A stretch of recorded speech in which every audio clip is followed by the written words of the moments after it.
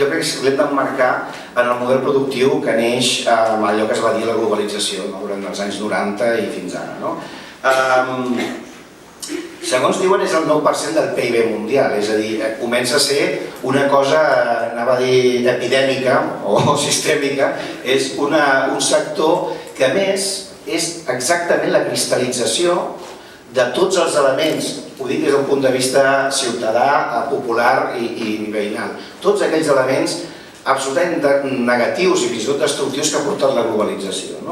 Es comentava aquí, l'Albert, de manera molt perspicaç i pertinent, la idea del transport aeri barat.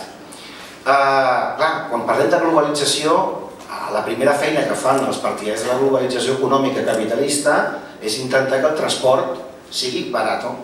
I vam viure una construcció compulsiva d'infraestructures viàries, sobretot aeroports.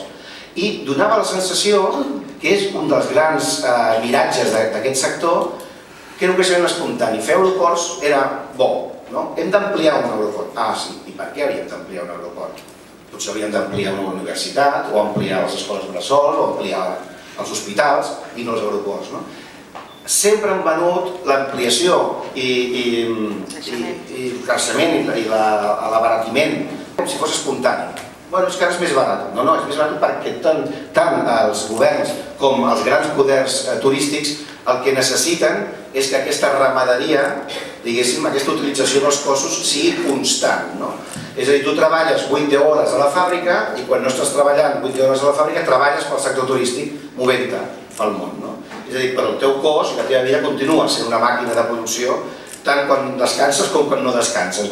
I es tractava d'aprofitar el temps de lleure i industrialitzar-lo, rentabilitzar-lo. I per això era necessari que de manera espontània hi haguessin aquests megaaeroports, de manera espontània es subvencionés el combustible aeri i no subvencionessin altres coses, i d'aquesta manera jo vinculo sempre el sector turístic és el sector de més èxit i central d'aquesta globalització. Té altres vinculacions molt fortes, la financiarització. És a dir, la globalització del turisme té molt a veure amb la globalització de capitals.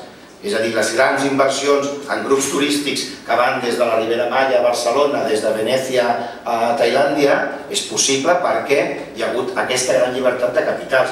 I això ens deriva a l'evasió fiscal o l'elusió fiscal com una de les pràctiques sistèmiques. És a dir, el turisme no està a part del procés de globalització del capitalisme, sinó que és la punzella, per dir-ho així, el producte més fi d'aquesta globalització capitalista.